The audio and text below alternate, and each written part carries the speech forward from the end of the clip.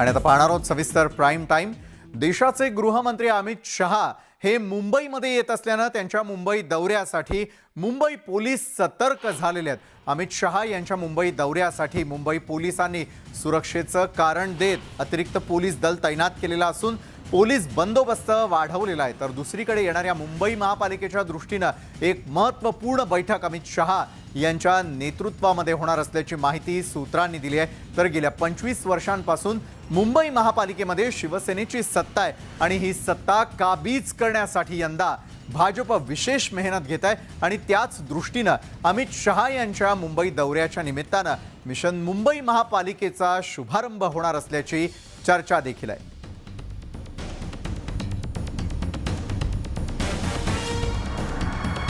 तर सुरक्षेसाठी कशा प्रकारे व्यवस्था करण्यात आलेली आहे यावर एक नजर टाकूयात।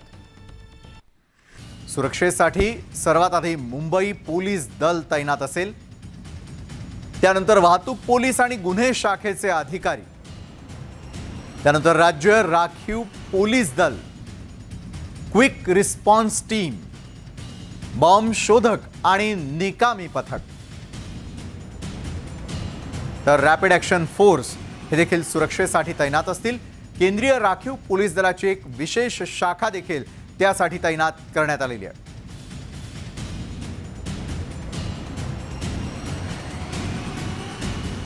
शिवसेना पक्षप्रमुख उद्धव ठाकरेंनी पुन्हा एकदा बंडखोरी करणाऱ्या शिंदे गटावरती निशाणा साधलाय। दिवसेंदिवस शिवसेनेची सदस्य संख्या वाढत असून आपल्याकडे कुणीही भाडोत्री माणसं नाहीत असाही टोला उद्धव ठाकरेंनी लगावलाय।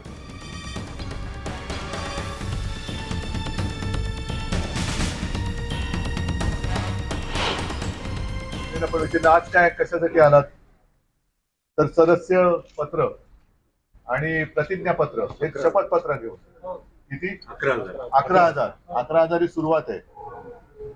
मला एवढी पत्र शपथपत्र आणि सदस्यपत्र पाहिजे की जाताना सुद्धा तिकडे नेताना सुद्धा मला वाहतूक सेनेची गरज लागली पाहिजे। राज्यातले ट्रक टेम्पो कमी पडले पाहिजे एवढी आपली सदस्य संख्या ही वाढते आणि ही सगळी तुमची मेहनत आहे। आपल्याकडे कोणी भाडोत्री माणसं नाहीयेत, आहे ते तन मन धन सगळे जे काय आहे ते सर्वस्व भगव्यासाठी वाहून टाकणारे लोक तुम्ही आहात।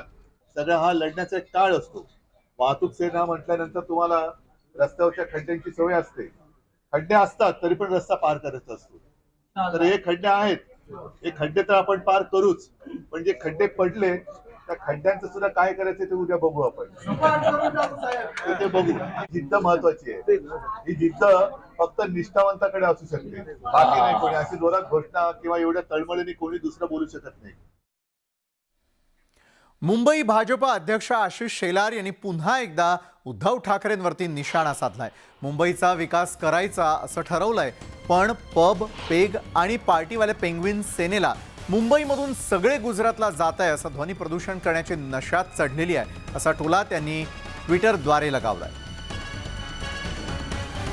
तर एकंदरीतच या ट्विटमध्ये नेमकं काय म्हटलेलं आहे त्यावरती एक नजर टाकूयात।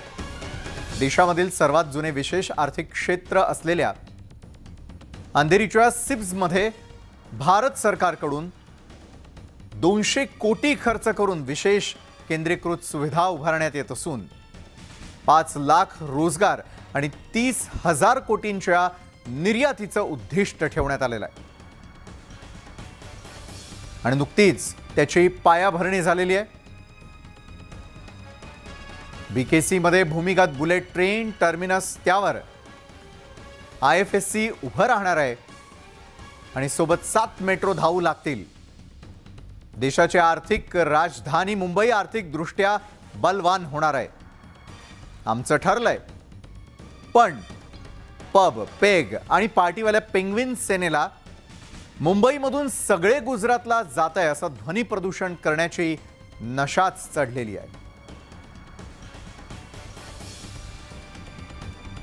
आणि थेट सांगतोय, यापुढे कमळाबाई म्हटली तर पेंग्विन सेनेनेच आम्ही उल्लेख करू आणि त्याच्यापेक्षाही भयंकर शब्द आमच्या आणि आमच्या सगळ्या सहकाऱ्यांकडे आहेत। पळता भुई थोडी होईल, तोंड गप्प केली तर वाचाल एवढं स्पष्ट सांगतो। विशेषतः आमच्या विरोधकांना आणि त्यातील विशेषतः शिवसेनेला म्हणजे उद्धवजींच्या शिवसेनेला त्यांच्या डोळ्यात हे अंजन घालणं आवश्यक आहे त्यांच्या म्हणून मी भूमिका मांडली आहे. कुठलीही गोष्ट जनतेसमोर कितीदा खोटं बोलायची त्याची लिमिट आहे. आज देवेंद्र फडणवीस आणि एकनाथ शिंदेजींचं सरकार आल्यावर देवेंद्रजींनी प्रमुखतेने निर्णय घेतला, इंटरनॅशनल फायनान्शियल सेंटर हे मुंबईतच विकसित होईल. मुंबईमधल्या गणेशोत्सवामध्ये राजकीय विघ्न आलेलं आहे. वरळीमध्ये भाजपनं लावलेलं बॅनर हे शिवसेनेच्या कार्यकर्त्यांनी फाडलं आणि त्यामुळे एकदाचं काय ते आरपार होऊ द्या अशी आक्रमक भूमिका भाजपनं घेतली आहे. तर शिवसेनेनं देखील भाजपला त्याच भाषेत उत्तर दिलेलं आहे.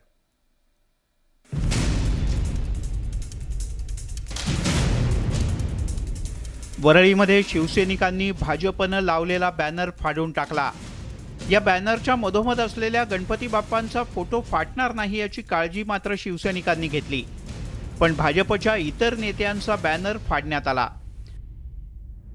वरळीतल्या बस स्टॉपवर लावलेला हा बॅनर फाडल्यानंतर भाजपनंही आक्रमक भूमिकेचा टॉप गिअर टाकला. एकदाचं काय ते आरपार होऊ द्या असं थेट आव्हानच त्यांनी शिवसेनेला दिलंय. पेंग्विनला वरळीत वाढणारे धार्मिक वातावरण असह्य झाले आणि मग काय हिंदुत्वाशी फारकतीचे संकेत देत त्यांनी रात्रीच्या अंधारात चक्क श्री गणेशाचे बॅनर्स फाडले. आदित्य ठाकरे हे वरळी मतदारसंघातून निवडून गेलेत, मात्र दहीहंडीपासून भाजपनं वरळी मतदारसंघात जोर लावलाय. वरळीतल्या दहीहंडीत भाजपनं जोरदार शक्ती प्रदर्शन केलं. तेव्हापासूनच शिवसेना आणि भाजपमध्ये धुसफूस सुरू होती. काही दिवसांपूर्वी भाजपच्या कार्यकर्त्यांनी शिवसेनेचा बॅनरही फाडला असा आरोप शिवसेनेच्याकडून करण्यात आला. तर भाजपनं कोणतीही आगळीक केली तर त्याच भाषेत उत्तर दिलं जाईल असा इशारा सुद्धा शिवसेनेच्या वतीनं देण्यात आलाय. शिंदे गटानं भाजपसोबत जाऊन सत्ता स्थापन केल्यापासून राज्यात राजकीय तणाव वाढलाय. शिवसेनेचा आता दुहेरी संघर्ष सुरू आहे. शिंदे गट आणि भाजपसोबत शिवसेनेची राजकीय लढाई सुरू आहे. ही लढाई आता बॅनर फाडण्यापर्यंत पोहोचली आहे, पण निवडणुका जवळ आल्यानंतर ही लढाई अधिक भीषण होण्याची शक्यता नाकारता येत नाही. Bureau report, news 18 Lokmat. Aditya ठाकरेंच्या हस्तेही न्यूज 18 लोकमतच्या बाप्पांची आरती करण्यात आली आणि यावेळी त्यांनी सण सर्वांनी साजरे करावेत, पण त्या सणाचं राजकारण करू नका असा टोला आदित्य ठाकरेंनी भाजपला लगावलाय. दुःखहर्ता वार्ता विघ्नाची पूर्वी पूर्वी प्रेम कृपा जयाची सर्वांगी सुंदर शेंडुराची कंठी जळके माळ मुक्ता फळाची जय देव जय मंगलमूर्ती हो श्री मंगलमूर्ती दर्शन मात्रे. मला वाटतं आपण एकच आहे, नक्कीच या निमित्ताने सगळेच परत एकदा भेटत आहोत. 2 वर्ष सगळ्यांनाच कठीण होती जगात आणि एक भीतीदायक वातावरण होतं, कोविडचा काळ होता. त्यानंतर आज जो मी काही सगळीकडे उत्साह बघत आहे, खरोखर एक चांगलं वातावरण आहे आणि असंच टिकावं. सगळे मुंबईकर, सगळे इतर शहरांमध्ये देखील हा सण साजरा करत आहेत. मध्ये दहीहंडी तशी झाली, आता हा आहे, येणारी नवरात्री आहे. मला वाटतं असे सण जरा जेव्हा चांगले आनंदात साजरे होतात सगळ्यांनाच आनंद होतो आणि वातावरण पूर्ण बदलतं. EV पॉलिसी एक चांगली चाललेली आहे सगळीकडे. आपण बघतोय की आज पण मी बघितलं 2-4 गाड्या ग्रीन नंबर प्लेट्सवाल्या होत्या, स्कूटर्स ग्रीन नंबर प्लेट येत आहेत, चार्जिंग स्टेशन मोठ्या संख्येत होत आहेत. ते एक आहे. BSTची बसमध्ये जी डबल डेकर आली, देशातली पहिली. मी अभिमानाने सांगू शकेन की ती उद्योजींचं स्वप्न होतं BSTचं आणि माझं इलेक्ट्रिकचं होतं, तर ती डबल डेकर इलेक्ट्रिक मुंबईत आली. पण ह्या सगळ्या गोष्टी आहेत आणि ह्या मला वाटतं थोडं सणवार झाला की परत आम्ही जेव्हा महाराष्ट्रात सगळीकडे राजकीय दौरे होतील तेव्हा तर बोलायलाच लागणार आणि बोलत राहू. काही चांगली कामं अभिमानाने सांगावी वाटतात ती करत राहू. मुख्यमंत्री एकनाथ शिंदे यांचे सुपुत्र आणि खासदार श्रीकांत शिंदे यांनी अजित पवारांना ट्विटरच्या माध्यमातून टोला लगावलाय. दादा, हा शो नाही, पहाटेच्या फ्लॉप शो सारखा हा शोले आहे, एव्हरग्रीन ब्लॉकबस्टर सारखा. आणि हो, हिंदुत्वाचं तेज आणि विकास कामांच्या ट्रेलरनेच धडकी भरली का, पिक्चर अभी बाकी है, असं ट्विट श्रीकांत शिंदे यांनी केलेलं आहे. या ट्विटमधून त्यांनी अजित पवारांच्या कालच्या टीकेला उत्तर दिलंय.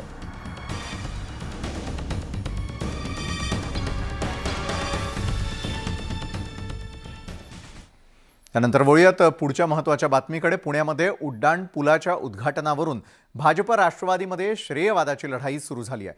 पाषाण सूस खिंडीतील राजमाता जिजाऊ उड्डाण पुलावरून भाजप आणि राष्ट्रवादीमध्ये सामना सुरू झालेला आहे. राष्ट्रवादीच्या खासदार सुप्रिया सुळे यांनी आज या पुलाची पाहणी केली. यावेळी राष्ट्रवादीच्या कार्यकर्त्यांकडून या पुलाचं उद्घाटनही करण्यात आलं. तर दुसरीकडे मात्र भाजपकडून या उद्घाटनाला विरोध केला जातोय. अद्याप या पुलाच्या बाजूला असलेल्या सर्व्हिस रोडचं काम झालेलं नाहीये असं सांगत येत्या 9 तारखेपर्यंत संपूर्ण काम केलं जाईल आणि कॅबिनेट मंत्री चंद्रकांत पाटील यांच्या हस्ते उद्घाटन होईल असं भाजपकडून सांगण्यात आलेलं आहे. गेल्या अनेक दिवसांपासून या पुलाचं काम सुरू होतं.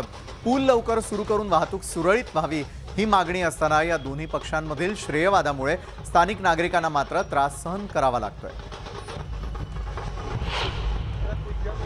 एकही कोणी म्हणू शकत नाही की 2.5 वर्षात कोविड असू दे, लॉकडाऊन असू दे, एक तरी काम आपल्या जिल्ह्याचं किंवा राज्याचं खरं तर त्याच्यात अडथळा आलेला आहे. पण गेल्या 2.5 वर्षात ज्यांनी ओरबाडून म्हणजे 50 खोके आणि साम दाम दंडभेद सगळं काय नाही ते ओके करून हे जे सरकार ओरबाडून आणलंय त्या मानाने मग उत्साह फक्त लाल दिव्याचाच होता. 2.5 महिन्यात कामं काय त्या वेगाने चाललेलं म्हणजे ज्या उत्साहाने त्यांनी हे सरकार पाडलं त्या 2.5 महिन्यामध्ये मला फारसं काही काम गाठी भेटी आणि होम व्हिजिट सोडून या सरकारच्या फारशा काही टेलिव्हिजनच्या माध्यमातून तरी दिसत नाही. आणि जे काय दौरे पण दिसतात ते 1 किलोमीटरच्या आतले असतात. हेही एक नवीन मला कळलेलं आहे.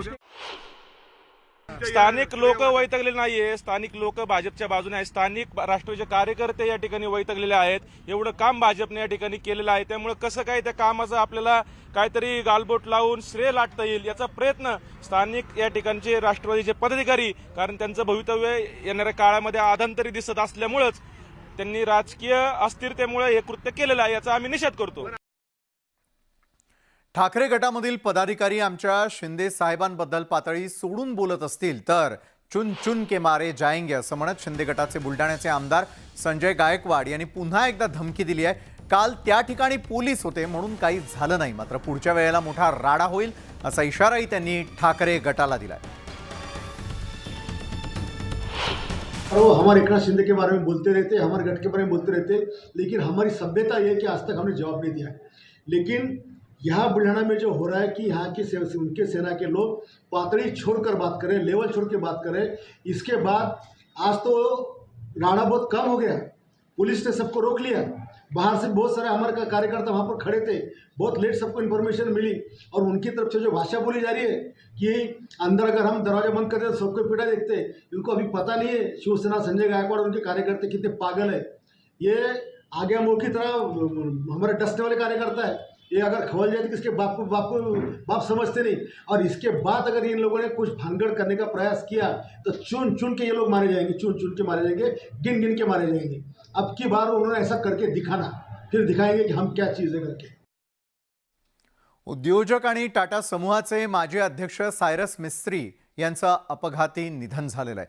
रविवारी दुपारी अहमदाबादहून मुंबईच्या दिशेनं जात असताना पालघर जिल्ह्यात मिस्त्री यांच्या गाडीला अपघात झाला. सायरस मिस्त्री यांच्या अचानक जाण्यानं उद्योग विश्वात शोककळा पसरली आहे.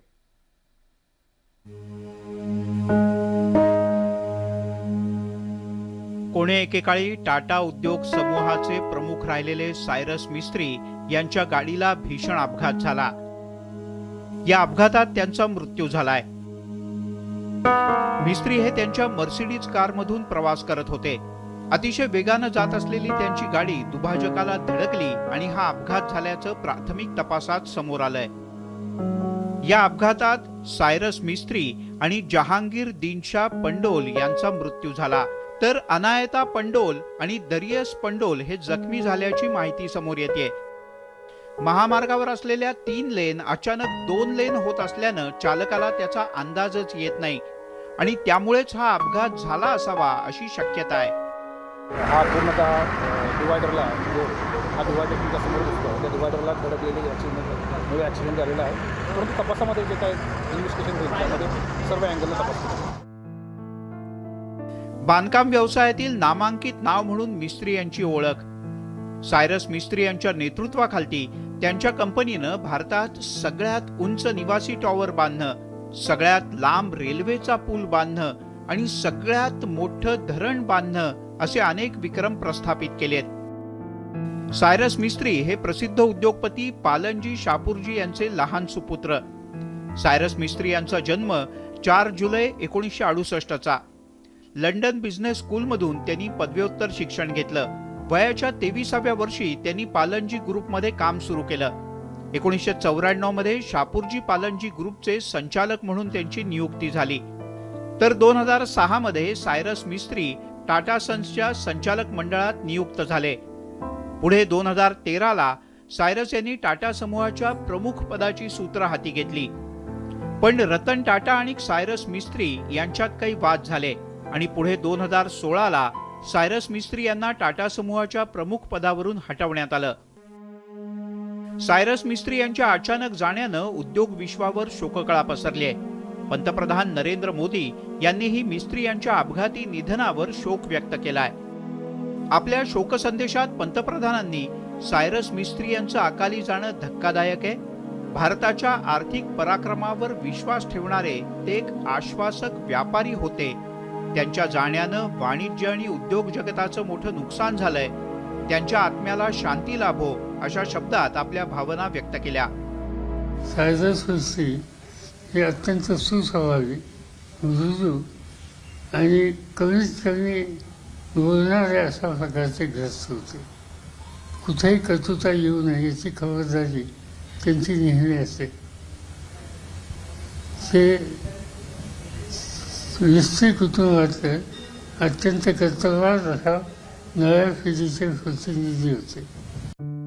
देशातील एका दिग्गज उद्योजकाचा असा अपघाती मृत्यू होणं ही निश्चितच गंभीर बाब आहे. त्यामुळे राज्य सरकारनं या अपघाताची सखोल चौकशी करण्याचे आदेशही दिलेत. या अपघातामुळे वाहतूक आणि सुरक्षा विषयक उपाययोजना यावर पुन्हा एकदा गांभीर्यानं विचार करण्याची गरज आहे. पालघरहून विजय राऊतसह ब्युरो रिपोर्ट, न्यूज 18 लोकमत. आणि आता एक धक्कादायक बातमी आहे पिंपरी चिंचवडमधून. प्लास्टिक बॅग विरोधी कारवाईसाठी गेलेल्या पथकातील कर्मचाऱ्याला एका दुकानदाराकडून जबर मारहाण झाल्याची घटना समोर आली आहे. मारहाणीची ही घटना सीसीटीव्हीत कैद झाली. सरकारी कामात अडथळा निर्माण केल्याप्रकरणी संबंधित दुकानदाराविरोधात वाकड पोलीस स्टेशनमध्ये गुन्हा दाखल करण्यात आलाय. ही घटना पिंपरी चिंचवड शहरातील डांगे चौकातील मिठाईच्या दुकानात घडली. प्लास्टिक विरोधी कारवाईसाठी महापालिकेतील अधिकारी आणि कर्मचारी दुकानात शिरले आणि यावेळी दुकान मालक हिम्मतलाल भाटी यांनी त्यांना कारवाई करण्यास विरोध केला आणि त्यातून दोघांमध्ये वाद झाला आणि दुकान मालकांना अंगावरती येऊन त्यानं कर्मचाऱ्यांना मारहाण केलेली आहे.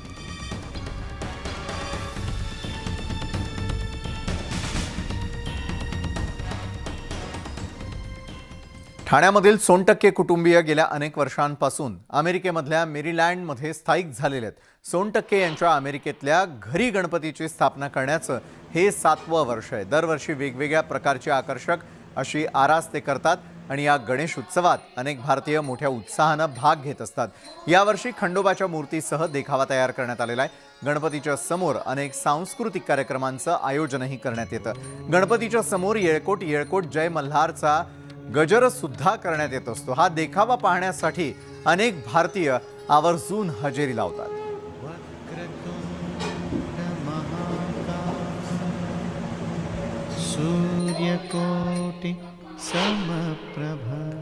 दक्षिण आफ्रिकेच्या नैरोबी येथील महाराष्ट्र मंडळाचं गणेशोत्सवाचं हे 77वं वर्ष आहे. गेली 76 वर्ष आपले महाराष्ट्र मंडळ पूर्व आफ्रिका भागात विशेषतः नैरोबी आणि केनिया इथे गणेश उत्सव साजरा करतात. या गणेशोत्सवाच्या निमित्तानं भारतीय त्यातही मराठी संस्कृती परंपरा जपण्याचं काम केलं जातं. गणपतीच्या समोर नाटक, लहान मुलांची संस्कृत नाटकं, दिंडी, हळदी कुंकू, विविध क्रीडा स्पर्धा अशा अनेकविध कार्यक्रमांची रेलचेल असते.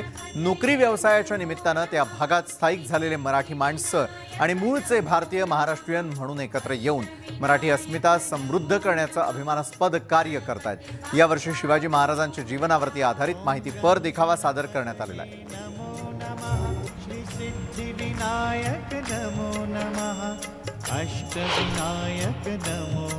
तर यंदा घरगुती गणपतींसाठी देखील वेगवेगळे देखावे तयार केलेले पाहायला मिळतात. कल्याणच्या नरेश उमाकांत शिंदे यांनी घराच्या बाप्पाजवळ अफजल खान वधाचा देखावा साकारलाय. कल्याणमध्ये या देखाव्याची चर्चा असून भाविक हा देखावा पाहायला मोठ्या प्रमाणात शिंदेंच्या घरी भेटही देत आहेत.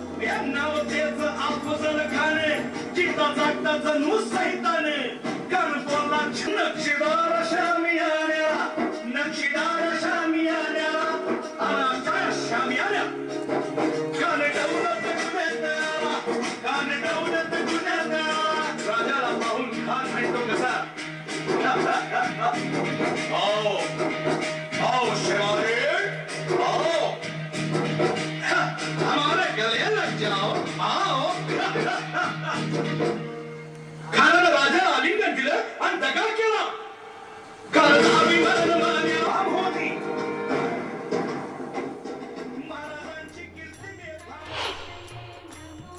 राज्यभरामध्ये गणेशोत्सवाचा मोठा उत्साह पाहायला मिळत असताना आज घरोघरी महिलांनी गौराई पूजन केलं. गौरीचं माहेरी येणं हे माहेर वाशिणींना भावूक करून जातं. काही भाविकांच्या घरी गणरायाचं आगमन होत नसलं तरी गौराईचं तितक्याच उत्साहात स्वागत केलं जातं आणि तिची नित्य नेमानं पूजाही केली जाते. कोळीवाड्यात तर गौरीचा मंडप सजवून कोळी गीतं देखील गायली जातात.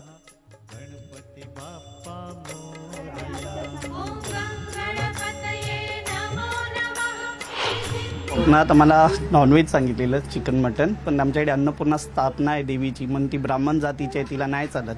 मग दुसरं काय मांग सांगितलं, मग तिने चिमोटे दाखवले स्वप्नात. मग त्या वर्षीपासून आम्ही चिमोट्याचा मान देतो. याचे फळं फुलं जे घडवली देवानी ते तिला मानायला लागतात. त्यासाठी 2 वर्ष मांडव बांधलं जातं. गौरी पूजेनिमित्त दादरच्या खांडविलकर कुटुंबानं घरच्या गौरीला चक्क सोन्या आणि हिऱ्यांनी मढवलेलं आहे. पारंपरिक पद्धतीनं तिची आरास करून पूजन करण्यात आलं. 100 वर्षांपासून गौरीचा सोहळा साजरा करणाऱ्या या कुटुंबानं एकत्रितपणे पारंपरिक गाण्यावर फेर सुद्धा धरला.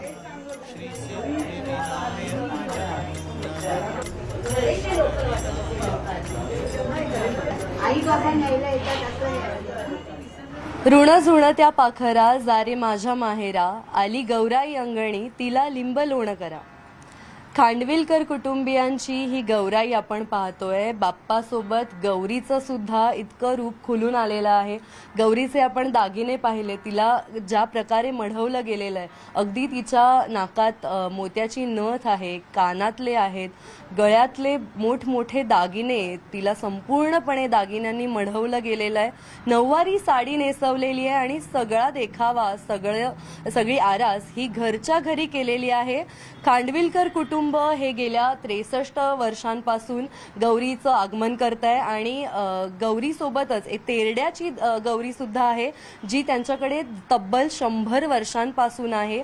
बाप्पाचं सुद्धा अगदी निरागस गोड असं रूप आपण पाहतोय. सोबत शंकराची सुद्धा मूर्ती आहे, कारण गौरी जेव्हा गणपती बाप्पाला घ्यायला येते तेव्हा ती शंकरासोबत येते, त्यामुळं शंकर भगवान सुद्धा इथं आहेत. देवीचा वेशभूषा बघितलीत तर ती पारंपरिक कोळी नऊवारी साडी आहे आणि हे सगळे दागिने पारंपरिक कोळी घडणावळीचेच केलेले आहेत.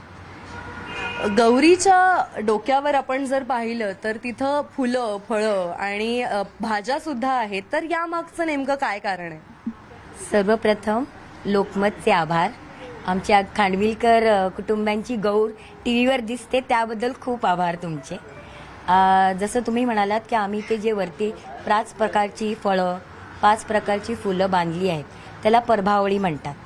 म्हणजे त्याची एक कथा आहे. आमची देवी जी आहे ती वर्णापूर्णाचीच आहे. आमच्याकडे नॉनव्हेजचा नैवेद्य दिला जात नाही, त्याच्यामुळे आम्ही पुरणपोळीचा नैवेद्य दिला जातो आणि संध्याकाळी मात्र तिला साधा भात, अळूची भाजी, पण त्याच्यामध्ये ना मीठ ना काही लाल तिखट वगैरे, प्लेन अळूची भाजी आणि भात असा नैवेद्य तिला दिला जातो. व्हिडिओ जर्नलिस्ट संदीप पवार सोबत रुचा कानोलकर, न्यूज 18 लोकमत, मुंबई. आणि या क्षणाला मोठी बातमी पाहणार होती, म्हणजे पाकिस्तान समोर आता 182 धावांचं आव्हान ठेवण्यात आलेलं आहे. भारताच्या 20 षटकात 181 धावा झालेल्या आहेत. विराट कोहलीचं दमदार अर्धशतक या क्षणाची मोठी बातमी. सामना आजचा जो आहे त्याकडे सगळ्यांचं लक्ष लागलेलं आहे. पाकिस्तान समोर 182 धावांचं आव्हान ठेवण्यात आलेलं आहे. भारताच्या 20 षटकात 181 धावा, तर विराट कोहलीचं दमदार अर्धशतकही पाहायला मिळतं.